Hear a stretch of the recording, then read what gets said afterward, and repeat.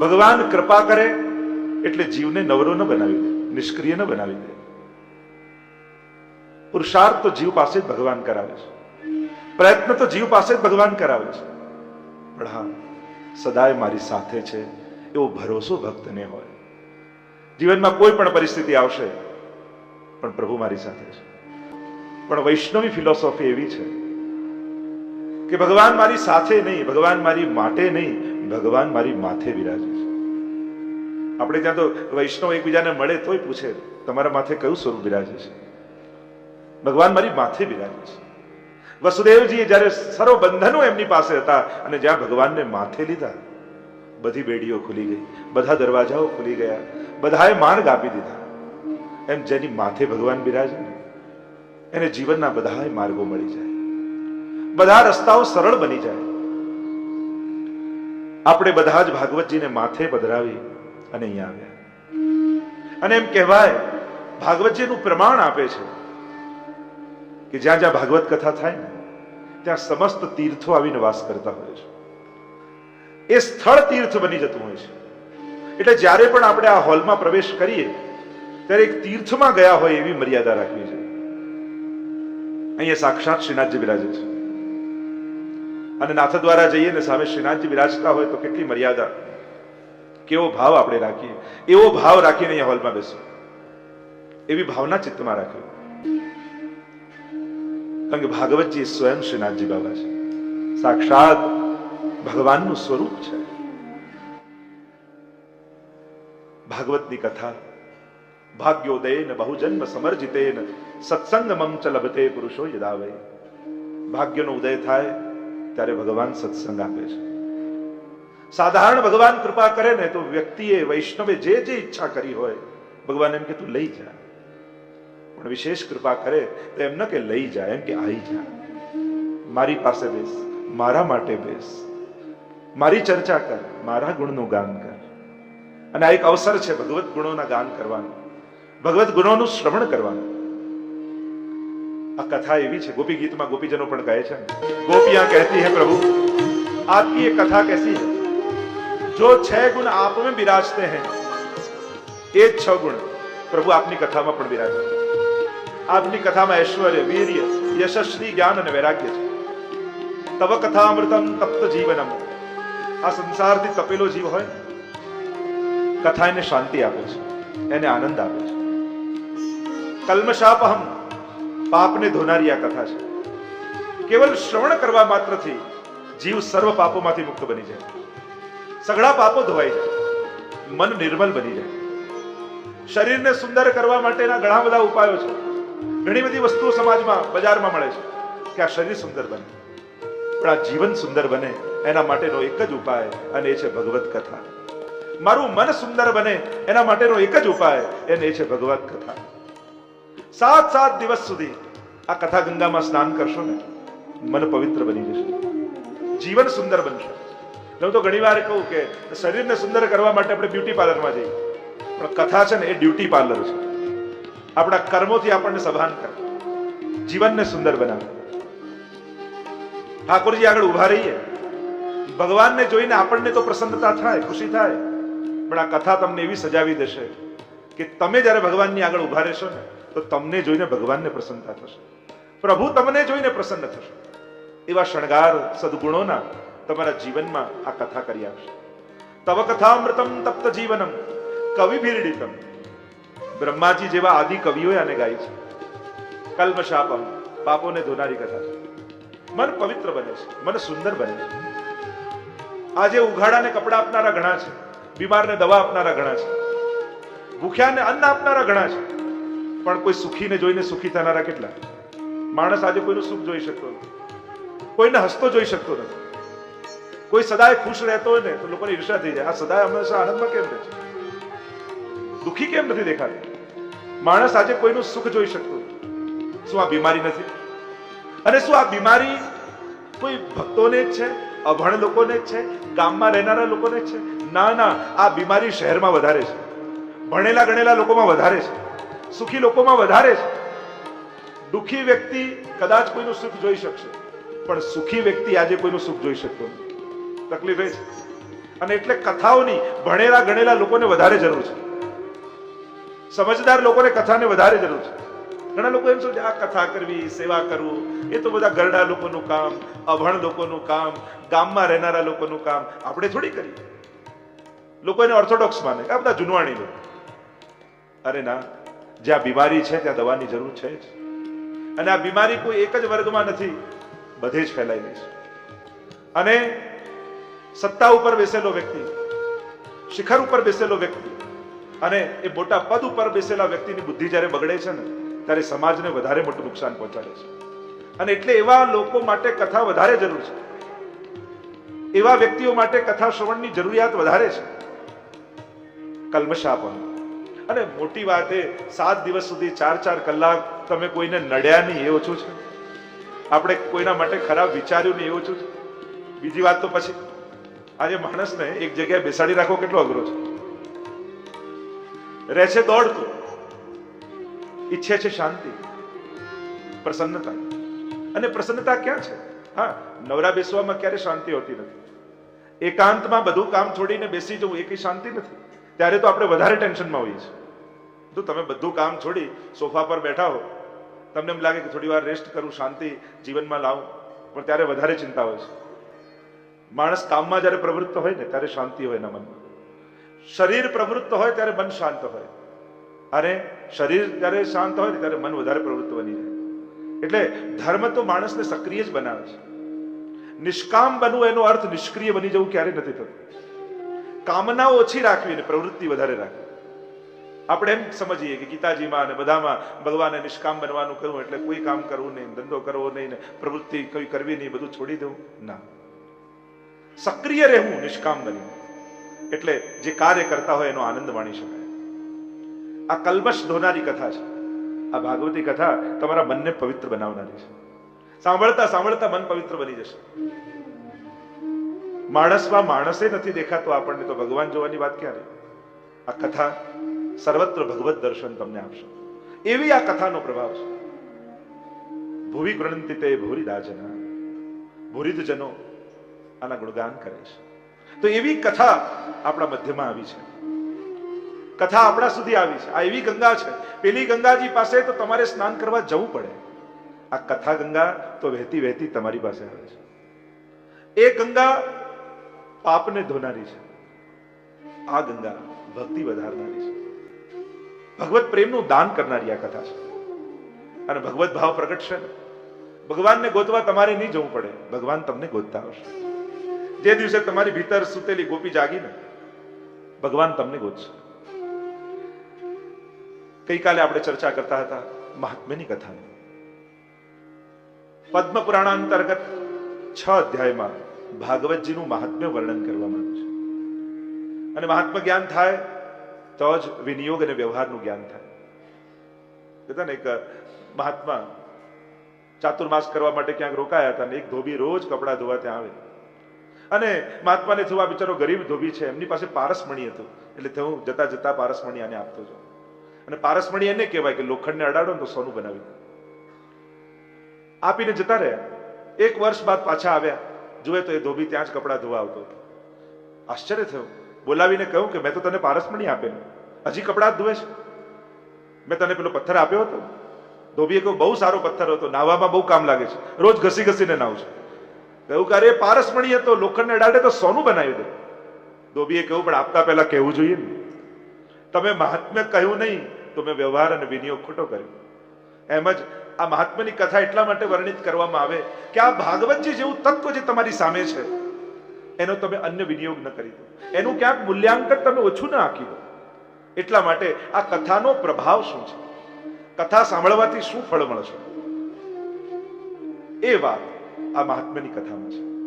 આપણે ત્યાં 17 પુરાણો માનવામાં આવ્યા અને 18મું આ મહાપુરાણ ભાગવતજી માનવામાં આવે છે. 5 લક્ષણ હોય ને પુરાણ, અને 10 લક્ષણ હોય મહાપુરાણ. ભાગવતજીના 10 લક્ષણની વાત દ્વિતીય સ્કંદમાં આવશે. 17 પુરાણોમાં વ્યાસજીએ બધી ગાથાઓ ગાઈ, પણ સંતોષ ન થયો ત્યારે આ 18મું પુરાણ શ્રીમદ ભાગવત પ્રગટ કરવામાં આવ્યું. મહાત્મ્યની કથામાં 6 અધ્યાય, 6 ગુણવાળા ભગવાન છે એટલે 6 અધ્યાયમાં કહ્યું. प्रभु कैसे हैं? सत चिद और आनंद रूप, સચ્ચિદાનંદ રૂપાય. શું કરે છે? વિશ્વની ઉત્પત્તિ, સ્થિતિ અને લય. આ જે કંઈ પણ દેખાય છે ભગવાન દ્વારા પ્રગટિત છે. અરે એક નાનકડી ટાંકણીને પણ તમે જુઓ તો તમે માની લો કે એમને બની ગઈ. એક નાનકડી પિનને જોઈને પણ આપણે માનવા તૈયાર થતા નથી કે આ એમને બની જાય. તો આખું બ્રહ્માંડ જોઈ ભગવાન યાદ કેમ નથી આવતા? આની ઉત્પત્તિ, સ્થિતિ અને લય કરનારા પરમાત્મા છે. એમનો સ્વભાવ કેવો છે? તાપત્રય વિનાશાય, ત્રિવિધ તાપોને હરી લેનારા છે. પાપ અને તાપ, પાપનું ફળ જ તાપ છે. પાપ થયા જીવનમાં તો શું ભગવાન એની સજા આપશે? ભગવાન ભગવદ્ ગીતામાં કહે છે કે હું સજા આપવા માટે નથી ઉભો, હું તો ક્ષમા આપવા માટે ઉભો છું. તમે શરણે જાઓ ને, જે ચોપડા ખોલીને બેઠો હોય ભગવાનને કે તે કેટલા પાપ કર્યા ને કેટલા પુણ્ય કર્યા. ભગવાન તો એ છે જે સર્વ કર્મોને ક્ષમા આપનારા છે, જે માફી આપે, જે ક્ષમા આપે ભગવાન છે. આજ સુધી ભગવાને કોઈને પણ કર્મના ફળ આપ્યા નથી. તમે ક્યારે એમ સાંભળ્યું કે રામે રાવણને માર્યો ને રાવણને નરકમાં નાખ્યો? તમે ક્યારે એમ સાંભળ્યું કે કૃષ્ણએ કંસને માર્યો ને કંસને નરકમાં નાખ્યો? કર્મો તો એવા જ હતા કે જે નરકમાં જાય. કર્મોના ફળ એવા જ મળે. પણ જે ભગવાનની શરણે આવે ને, કોઈ પણ ભાવે આવે, ભગવાન એને સજા નથી કરતા, ક્ષમા આપે છે. આ જ પ્રભુની દયાલુતા છે, આ જ ભગવાનનો સ્વભાવ છે. અને એટલે જીવનમાં અપરાધ કે પાપ થતા હોય તો ભગવાનથી ડરતા નહીં. લોકો ડરે. લોકો એમ કે આ બધી જીવનમાં હજી મારે ત્રુટીઓ છે, આવા પાપ કે અપરાધ હું કરું છું, આવી ખરાબ આદતો મારા જીવનમાં છે, એટલા માટે હું ભગવાન પાસે જતો નથી. અરે વધારે ભગવાન પાસે જાય. ક્યારે એમ ન વિચારતા કે બધા દુર્ગુણો છૂટી જાય પછી ભગવાન પાસે જઈશ, ખરાબ છોડીશ પછી સારું કરીશ. ના, સારું કરવા લાગો તો ખરાબ છૂટવા લાગશે. એટલે એવી પ્રતીક્ષામાં ઘણા લોકોને મેં બેસેલા જોયા. મારી જીવનમાં હજી આ બધી ખરાબ આદતો છે એટલે હું મંદિર નથી આવતો, સેવા નથી કરતો, પ્રભુનું નામ નથી લેતો, ગુરુજનો પાસે નથી જતો, કારણ કે મારા જીવનમાં ખોટી આદતો છે. પણ હું એમ કહું છું, તારે વધારે જવાની જરૂર છે, તારે વધારે નિકટ બેસવાની જરૂર છે. સારું કરવા લાગ, ખરાબ છૂટવા લાગશે. પણ એ પ્રતીક્ષામાં આપણે બેઠા રહીશું કે ના એકદમ સારો થઈ જાઉં પછી ભગવાન પાસે જઈશ, તો સારા થવામાં જિંદગી જતી રહેશે. અને એટલે એ રાહમાં ન બેઠા. આવો આગળ પ્રભુ પાસે સન્મુખ થાવ. પ્રભુની કૃપા દ્રષ્ટિ પડશે ને, જીવનમાંથી ખરાબ આદતો છૂટવા લાગશે. પણ એ રાહમાં બેઠા રહેશો કે ના પેલા બિલકુલ સારો થઈ જાઉં પછી જાઉં, એ સંભવ નથી. એક ડોક્ટરનો એક મિત્ર હતો, બીમાર હતો બહુ દિવસ. એટલે ડોક્ટરે ફોન કર્યો, કેમ દેખાતા નથી? એ કે હમણાં બીમાર છું, સાજો થઈશ ને પછી તમારી પાસે આવીશ. ડોક્ટર કે મારી પાસે આવ તો જલ્દી સાજો થઈ જઈશ. આપણે પણ એવું જ કરીએ છીએ. પ્રભુને એમ કે પ્રભુ હજી દુર્ગુણો છે, દોષ છે, પાપ છે, બધું જ સુંદર બની જાય, નિષ્પાપ બની જાઉં પછી આપની પાસે આવીશ. ઠાકોરજી કે ના ના, બીમાર છે તો જલ્દી આવ, હું ડોક્ટર તરીકે તારી પાસે બેઠો છું, હું તારો ઈલાજ કરી આપીશ. મારી પાસે આવીશ તો આપમેળે સારો થઈશ. એટલે એ ભ્રમણા મનમાંથી કાઢી દેજો કે પાપ હોય તો ભગવાન પાસે ન જવાય, કોઈ ખોટી આદત છે તો ભગવાન પાસે ન જવાય, મનમાં હજી अपराध भावना છે તો ભગવાન પાસે ના જવાય. जाओ, भगवान तुमने उत्तम करी आपसे. भगवत गीता में तो भगवान कहते हैं अपि चेत सुदुराचारो भजते माम अनन्य भाग साधुरेव समंतव्य सम्यक व्यवस्थितो हि सह. મને ભજવાનો જે સંકલ્પ કરે ને, ભલે પાપી હોય છતાં એને સાધુ જાણે, કારણ કે એનો સંકલ્પ ઉત્તમ છે. પરિસ્થિતિ ભલે સારી ન હોય, વિચાર હંમેશા સારા રાખવા, સંકલ્પ હંમેશા સારા રાખવા. જીવનમાં કર્મો ભલે ઉત્તમ ન થતા હોય છતાંય ભાવનાઓ તો ઉત્તમ રાખે. મનમાં સારી ભાવના જો મનમાં રહીને તો ક્યારેક એ ઉત્તમ ભાવનાઓ તમારા હાથે પુણ્યો કરાવશે. અને એટલા માટે મનમાં સારી ભાવનાઓ રાખે, સારા વિચાર લઈને જીવવું. આમ કરવું છે, આમ કરવું છે, યાત્રાએ જવું છે, આવા સંકલ્પો કરવા છે, જીવનમાં આવા શુભ કર્મો કરવા છે. રોજ ભગવાન આગળ એનું ચિંતન જરૂર કરવું, રોજ ચિંતન કરવું. ભલે તમારાથી ન થતું હોય, ભલે વિચારતા વિચારતા વર્ષો નીકળી ગયા હોય, પણ પ્રભુ આગળ આવી મનોકામનાઓ કરશો ને તો ઠાકોરજી તો કલ્પ વૃક્ષ સમાન છે, ક્યારેક ને ક્યારેક તમારી ઈચ્છાઓ પૂરી કરશે. તો તાપત્રય વિનાશાય. ભગવાન તો ત્રિવિધ તાપોને હરી લેનારા છે. પાપ થઈ ગયું કોઈ વાંધો નહીં, જીવનમાં તાપ આવ્યો છે તો ભગવાનની શરણે જજો. પ્રભુ તમારા સર્વ દુઃખોને હરી લેશે. એ દુઃખ હરતા છે. ઘણીવાર જીવનમાં વિવિધ પ્રકારની કસોટીઓ આવે, ભક્ત પ્રશ્ન પણ કરે કે પ્રભુ સુખ હતું ત્યારે તો એમ લાગતું હતું કે આપ અમારી જોડે જ છો, દુઃખના સમયે આટલું આપને પોકારીએ પણ આપ બિલકુલ ઉત્તર આપતા નથી, આવું કેમ? દુઃખમાં અમારો સાથ આપે છોડી દીધો હોય એમ અમને લાગે છે. એક શિષ્યએ ગુરુને કહ્યું કે દુઃખમાં જાણે ભગવાન જતા રહ્યા એવું લાગે છે, જવાબ કેમ નથી આપતા ભગવાન? ત્યારે ગુરુદેવે કહ્યું, શિક્ષક છે ભગવાન તો, અને શિક્ષક આખું વર્ષ ભણાવે પણ પરીક્ષા ચાલતી હોય ત્યારે શિક્ષકથી બોલાય નહીં, એ જવાબ તો વિદ્યાર્થી જ આપવાના હોય. એમ આખું જીવન ભગવાન ભણાવે છે પણ દુઃખનો સમય એ તો ભક્તની પરીક્ષાનો સમય છે, અને પરીક્ષાના સમયે શિષ્યએ જ ઉત્તર આપવાના હોય, ભગવાનથી બોલાય નહીં. આપણે જો એવી આશા રાખીએ કે પરીક્ષાના સમયે શિક્ષક આવીને બધા ઉત્તર લખાવી દે તો પછી આપણો વિકાસ ન થાય. અને પરીક્ષા ફેલ કરવા માટે નથી લેવામાં આવતી, ધોરણ આગળમાં જાય, આગળ વધે, એની પ્રગતિ થાય એટલા માટે પરીક્ષા હોય છે.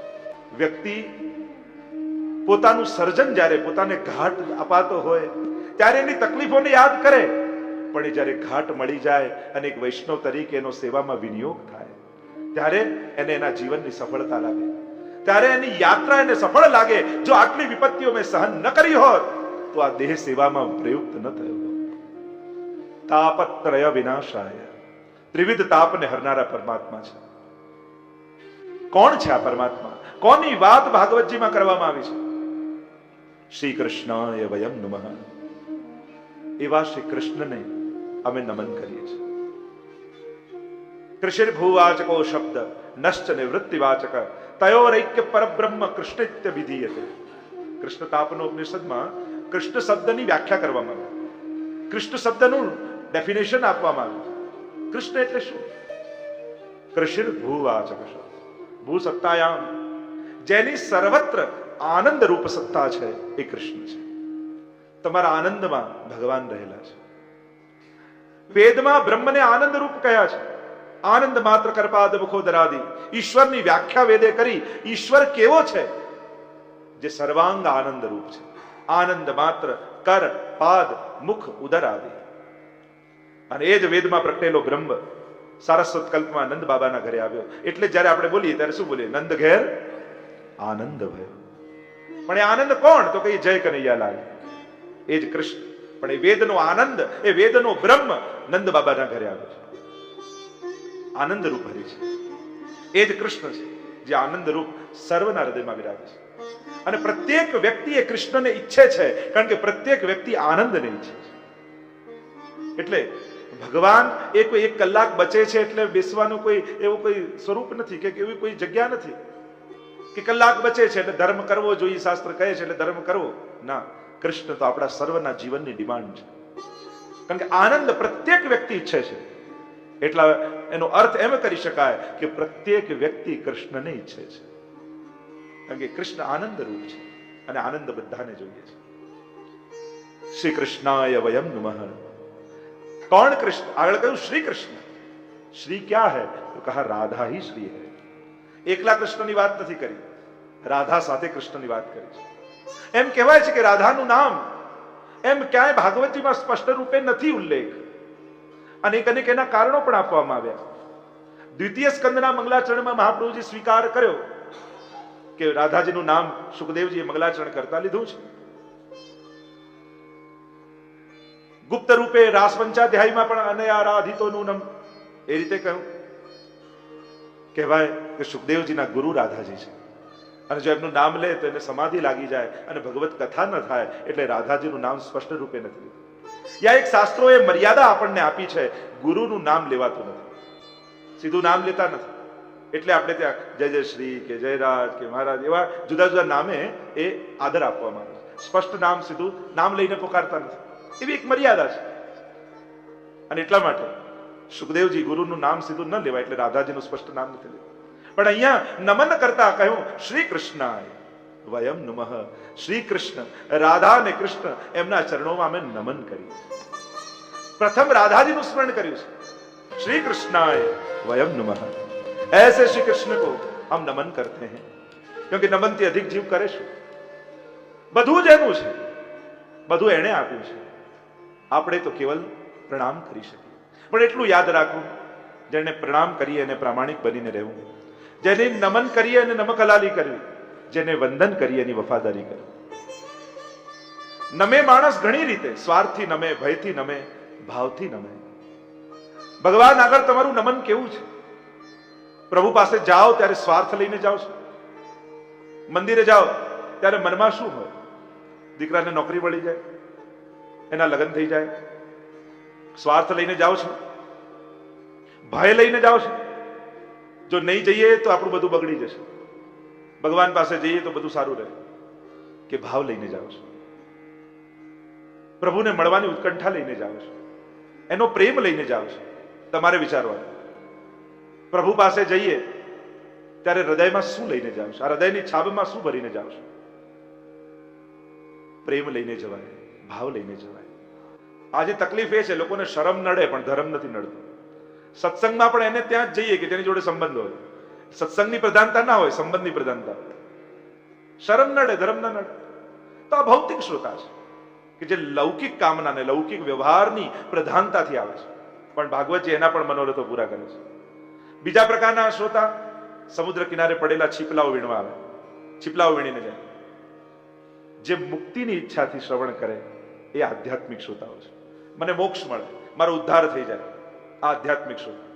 અને ત્રીજા પ્રકારના લોકો સમુદ્રના કિનારે ન ઉભા રહે, એ અંદર ગોથું લગાવે, તળિયે જાય અને તળિયે પડેલા મોતીઓને લઈને પાછા આવે।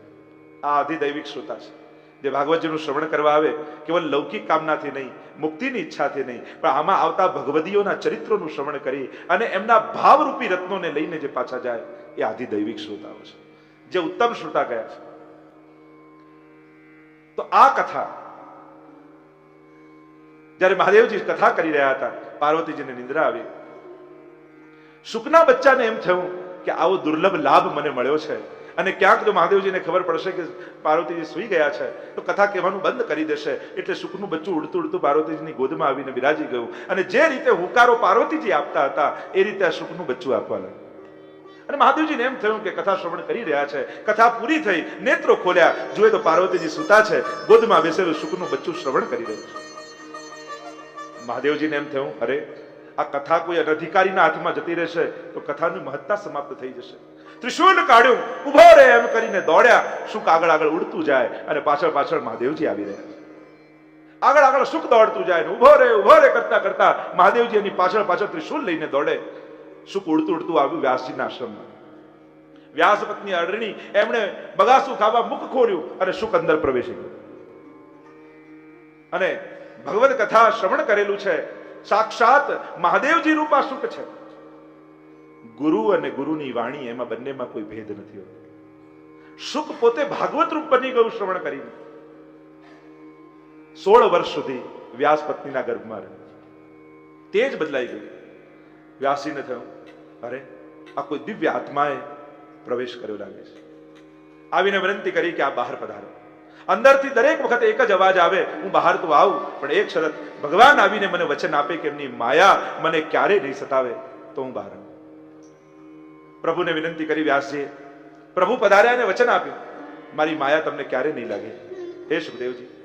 વચન આપીને પ્રભુ પધાર્યા અને અહીંયા જ સુખદેવજીનું પ્રાગટ્ય થયું, અને જન્મતાની સાથે વ્યાસજીનો આશ્રમ છોડીને ભાગ્યા। યમ પ્રવ્રજંતમ અનુપેતમ અપેત કૃત્યમ પ્રવ્રજંતમ વ્રજગતૌ ધાતૌ। પ્ર એટલે સંન્યાસના અર્થમાં પ્રયુક્ત કર્યો। સંન્યાસ ગ્રહણ કરીને સુખદેવજી ભાગ્યા, પિતાનું ઘર છોડી। કેવા છે સુખદેવજી? અનુપેત અપેત કૃત્યમ, હજી જેના જન્મયાદી સંસ્કાર પણ નથી થયા, નિર્વિકારી છે, દિશાઓ જેના અંબર છે। કારણ કે સંસ્કાર ત્યાં કરવા પડે જ્યાં વિકાર હોય, અહીંયા કોઈ વિકાર જ નથી તો સંસ્કારની જરૂર નથી। કહેવાય કે દરેક બ્રાહ્મણની પાસે 4 ગાંઠ હોય, ગ્રંથિ હોય, ચોટીમાં, ધોતીમાં, પોથીમાં અને જનોઈમાં।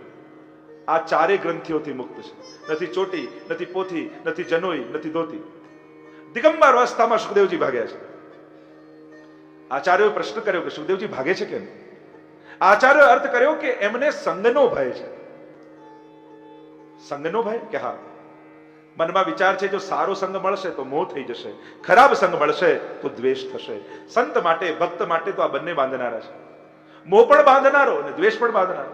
મારે તો આ બંનેથી મુક્ત થવું છે. વ્યાસજી પાછળ મેં રોકવા જાય છે. મહાપ્રભુજી કહે ભક્ત માટે આ બંને સંગ બાંધનારા છે. સંગ બહુ મહત્વનો છે. સંગ એ પાત્ર છે અને તમારો ભાવ એ રસ છે. રસને જે પાત્રમાં લો ને એવું લાગે, એવું થઈ જાય.